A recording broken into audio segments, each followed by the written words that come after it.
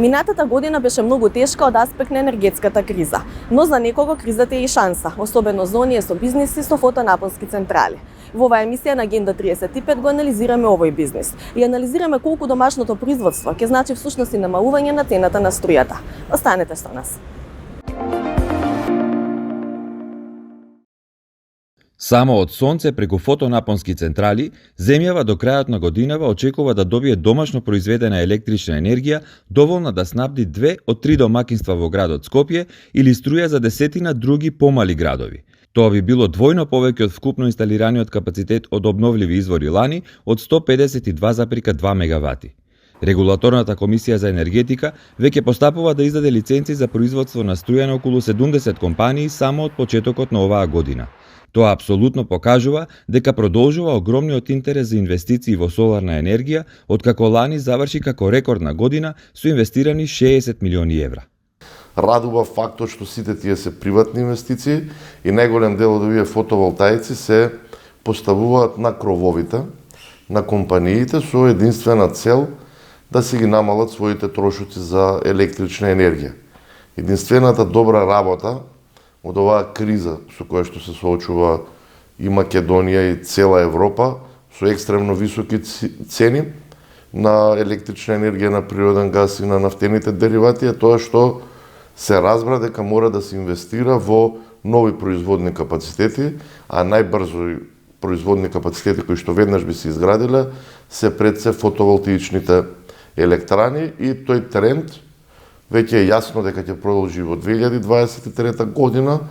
Од почетокот на годината има поднесено 30 нови барања за нови лиценци, претходно се во постапка уште 33-4 барања за издавање на лиценци со негде 20 мегавати инсталиран капацитет и тој тренд апсолутно е јасно дека до крајот на годината, која ќе дојде да речем и градежната сезона, подобри временски услови, иако и сега се одлични временските услови за градба на фотоволтаици, негде очекуваме да имаме нови 250 до 300 мегавати.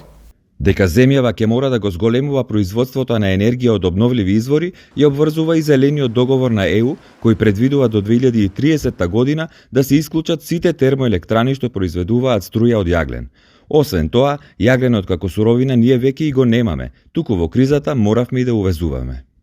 Бидејќи резервите со јаглени се при крај, ние во изминати веќе 30 на години од кои се направени термоелектраните во Битола и во Осломе, си имавме енергетска независност, поради тоа што имавме наш домашен јаглен, но резервите на јаглен, како што кажав, привршуваат и ќе доаѓа денот кога ќе треба тој производни капацитети да се заменуваат со други извори на енергија.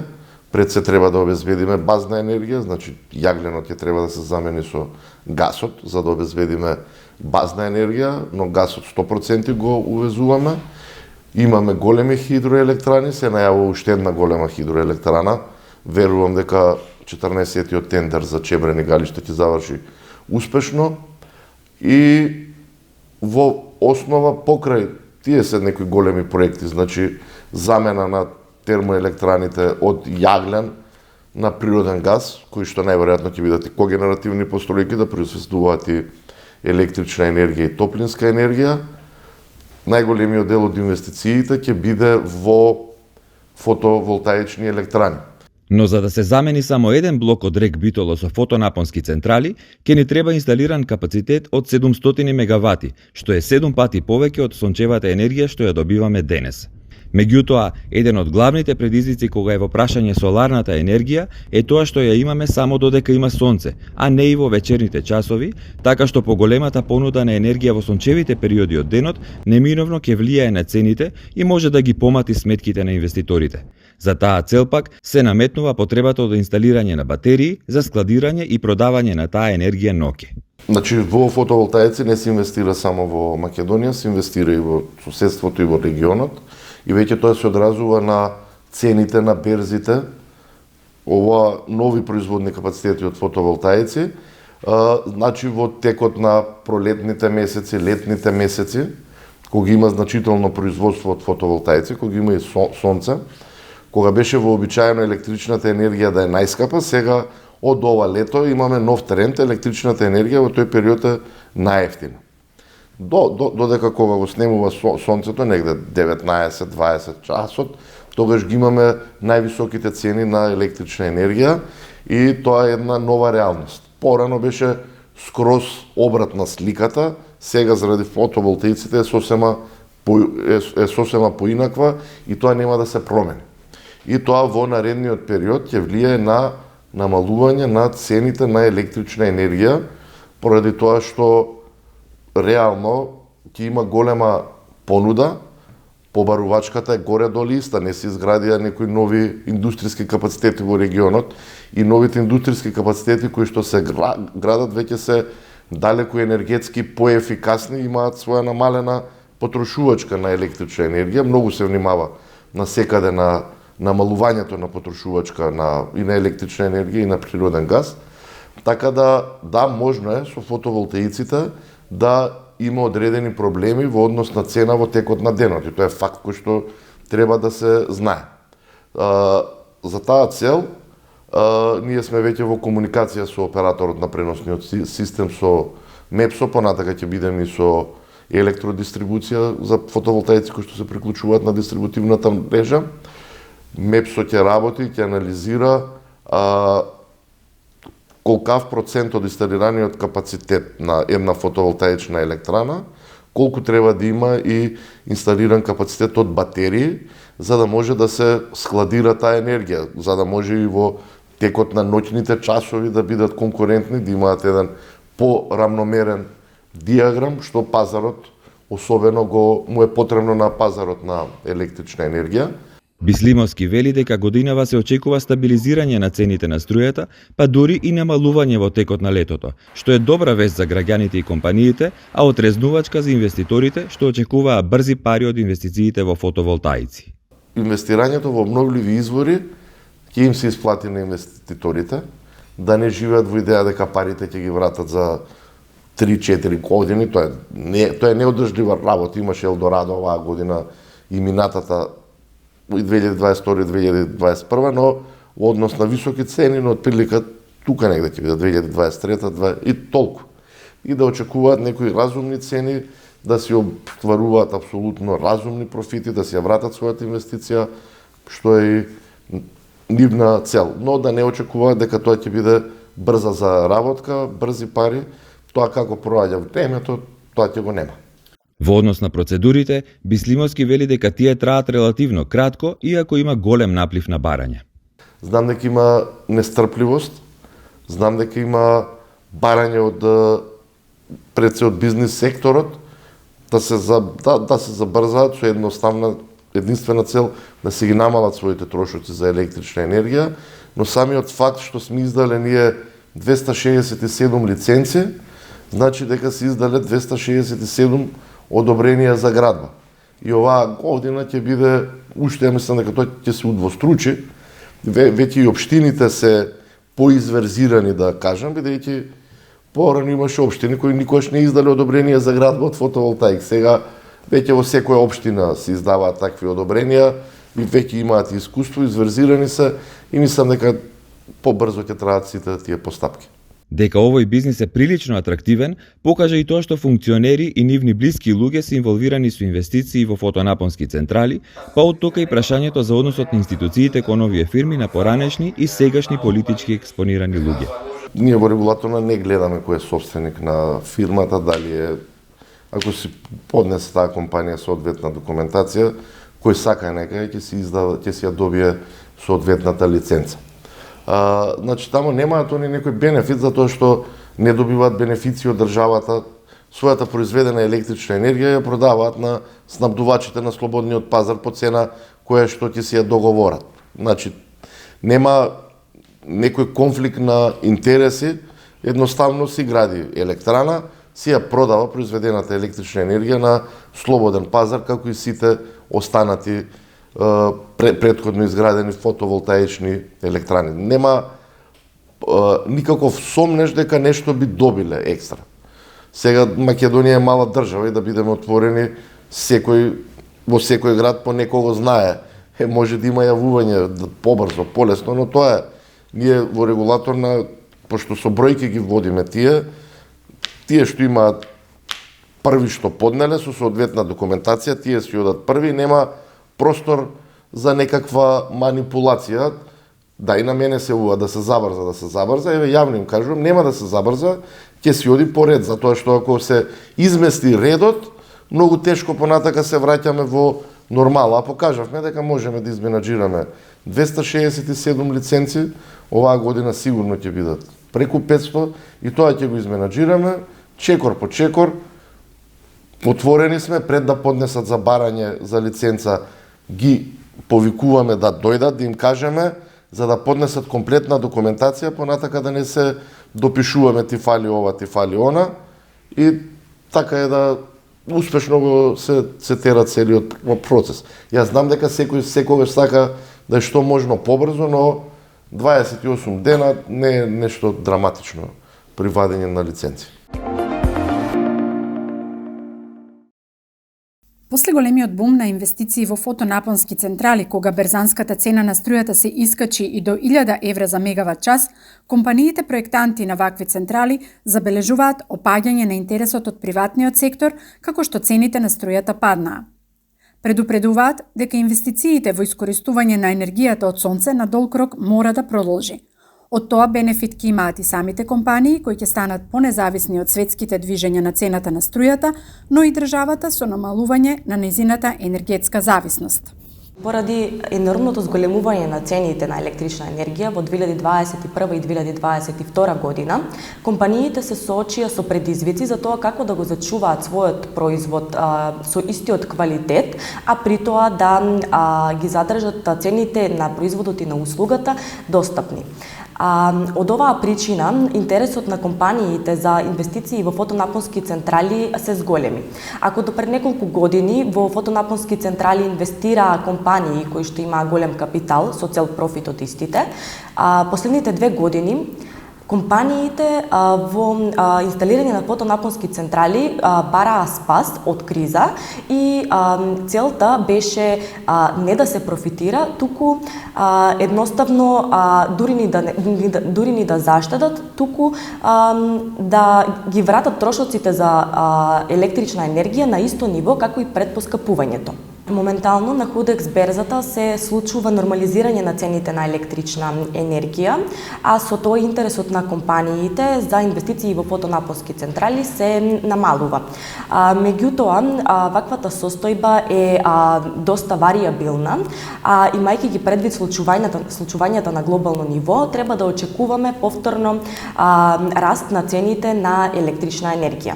Изградените електрани во 2021 и 2022 година главно беа иницијатива на компаниите со цел да се заштитат од високите и непредвидливи цени на електричната енергија, а не на долгорочната стратегија на државата, која според експертите треба да се фокусира на 3 клучни сегменти: поттикнување на инвестициите на приватниот сектор во фотоволтаични системи, независно од тоа дали во моментов се профитабилни, понатаму поттикнување на домаќинствата да инвестираат во фотоволтаични системи со различни финансиски стимулации и поволни услови за откуп на вишокот на произведена струја од нивните системи, и инвестирање во агроволтаици кои овозможуваат една иста парцела да се користи и за производство на струја и за производство на енергија.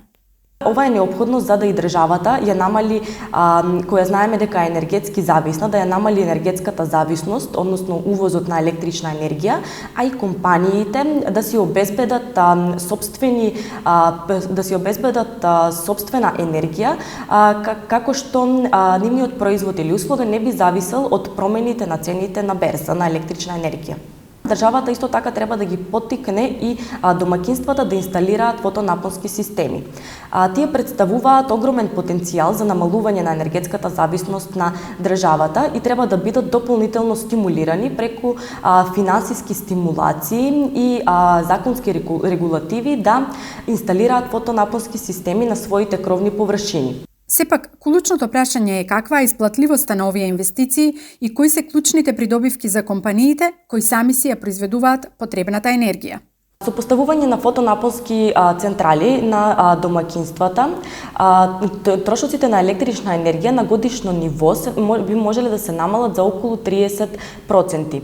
Во делот на компаниите, тие, освен што ќе користат своја енергија, тие ќе бидат и општествено одговорни компании кои што ќе помогнат при намалување на загадувањето.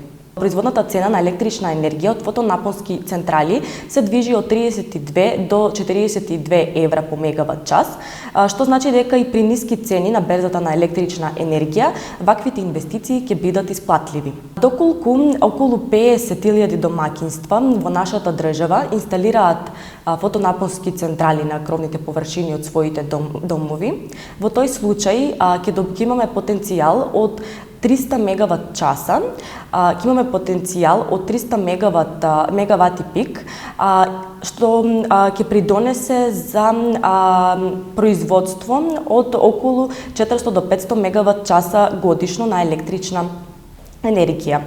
Доколку овие домаќинства заедно со 70% од големите и средни компании кои што имаат доволни финансиски средства се поттикнат да инсталираат фотонапонски централи, нашата држава ќе стане значително помалку енергетски зависна од увозот на електрична енергија. Еден пример за исплатливоста на инвестициите е искористувањето на сончевата енергија од страна на винаријата Тиквеш, чии трошоци за струја по поскапувањето се зголемија за 162%, а со инсталирањето на фотонапонската централа минатата година, зголемувањето на годишните трошоци е само 2%. Винарска визба Тиквеш располага со фотонапонска централа составена од две подцентрали со вкупна инсталирана моќност од 1568 киловат пик. Централата е пуштена, како што кажа, во два дела. Едниот дел е пуштен во април месец, другиот дел е пуштен во август месец. Производството тече по план како што е. Инвестицијата е исплатлива. Значи со просечна цена, ако земеме со оглед на глобалната економска криза со електрична енергија, ако земеме просечна цена некаде околу 140 евра за мегават час, инвестицијата би била исплатлива некаде околу за 3 години. А доколку просечната цена е некаде околу 240 евра за мегават час, би била исплатлива и за нешто повеќе од 2 години. Со оглед на добиените резултати од фотонапонската централа, планираме оваа година да го зголемиме капацитетот уште за 1 мегават, со што нашиот крајен производ комплетно би бил независен од движењето на цената на електричната енергија на светско ниво. Клучните предизвици кои се исправени и пред инвеститорите и пред компаниите кои ги проектираат и изведуваат фотонапонските централи се долгиот рок за добивање градежна дозвола и долгата процедура за приклучување на централата на електродистрибутивната мрежа, но и недоволната едуцираност на инвеститорите за квалитетот на компонентите кои се вградуваат во централите, што може да се надмине со наметнување на повисоки критериуми за користење на сертифицирана опрема. Во секој случај, сонцето со кое е обдарена нашата земја мора поинтензивно да се користи. Користењето на сопствена енергија од страна на компаниите и домаќинствата на долг рок ќе значи нивна поголема независност во кроење на бизнис плановите, но и растеретување на државата од берзанските движења, кои, како што видовме, можат многу скапо да чинат.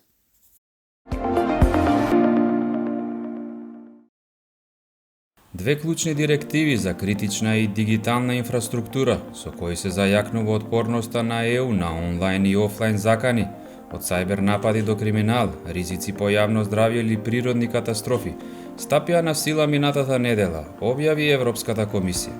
Двете директиви кои стапија на сила се директивата за мерки за повисоко заедничко ниво на сајбер безбедност низ Унијата или директива НИС-2 и директивата за отпорност на критични субјекти, односно ЦЕР директива. Со директивата НИС-2 се укинува актуелната НИС директива и се создава поопширен и поусогласен сет на правила за сајбер безбедност за организациите кои ги извршуваат своите активности во рамките на Европската Унија. Директивата ЦЕР пак ја укинува Европската директива за критична инфраструктура и со себе носи нови посилни правила за сајбер и физичка отпорност на критичните субјекти и мрежи. Земјите членки на ЕУ имаат рок од 21 месец за пренесување на двете директиви во националното законодавство и во тој период треба да усвојат и објават мерки за усогласување со директивите. Преговарачка позиција за разговори со владите на земјите членки на ЕУ за нова регулатива со која треба да се ревидираат процедурите и мерките на ЕУ за контрола на испораката на отпад, усвои Европскиот парламент. Ревидираната регулатива треба да ја заштити околината и човековото здравје поефективно и истовремено да овозможи целосно искористување на можностите кои ги нуди отпадот, за да се постигнат целите на ЕУ за циркуларна економија и економија со нула загадување. Со усвоениот текст, меѓу другото, европратениците експлицитно поддржуваат забрана за испораки на сите видови отпад кој треба да се одложи во рамките на ЕУ, освен ако тоа е дозволено, но во ограничени и добро оправдани случаи. Европскиот парламент повикува и да се создаде механизам на ЕУ за таргетирање заснован на ризик, кој ќе ги води земјите членки кои вршат инспекции во спречувањето и откривањето на нелегални испораки на отпад. Инаку, според последно достапните податоци, во 2020 година, извозот на отпад од ЕУ во земјите кои не се членки на ЕУ достигнал 32,7 милиони тони, што представува околу 16% од глобалната трговија со отпад. Покрај тоа, секоја година околу 67 милиони тони отпад се испорачуваат меѓу земјите членки на ЕУ. Значително зголемување на вкупниот број на ноќевања на домашни и странски туристи во 2022 година во однос на двете претходни години покажува дека туристичката индустрија на ЕУ силно се враќа на нивото од пред пандемијата на COVID-19, објави Евростат. Според податоците на Евростат за 2022 година, вкупниот број на ноќевања во туристичките сместувачки капацитети во ЕУ изнесувал 2,7 милиарди, што е само 5,6% помалку споредено со предпандемиското ниво на ноќевање на туристи. За земјите членки на ЕУ за кои се достапни податоци, бројот на ноќевања на домашни и странски туристи во 2022 година, споредено со 2019, се зголемил кај 3, и тоа во Данска за 12,3%, во Холандија за 3,9% и во Белгија бројот на ноќевања се зголемил за 0,5%. Во исто време, другите земји се уште целосно не се заздравени од влијанието на пандемијата на туризмот, а најпогодени се Латвија и Словачка. И двете земји во 2022 година, споредено со 2019, имале пад на бројот на ноќевања од скоро 30%. Купувањето преку интернет доведе до зголемување на бројот на испораки.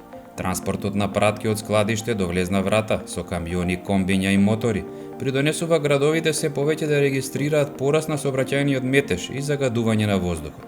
Се проценува дека така наречената испорака последен километар е одговорна за 30% од целиот сообраќај во градовите. Возилата за испорака кои работат на фосилни горива значително придонесуваат во емисијата на штетни гасови, односно загадувањето на воздухот.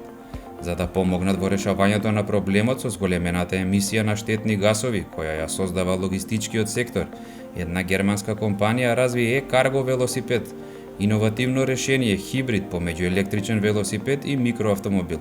Иновативното решение кое не загадува и може да се користи во дожливи и ветровити денови, овозможува со една батерија да се поминат до 30 км и уште толку километри со резервната батерија. Кога работи на батерија, велосипедот достигнува брзина до 25 км на час, а може да се предвижува и само со помош на педали.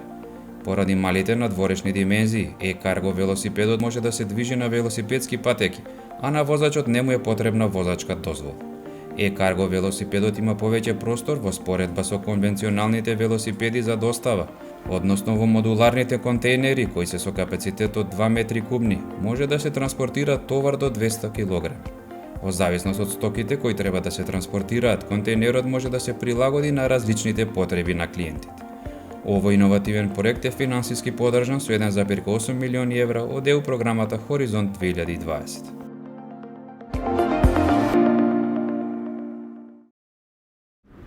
Следната недела се гледаме во истиот термин повторно со интересна тема од процесот на европските интеграции. Останете со нас и гледајте Агенда 35.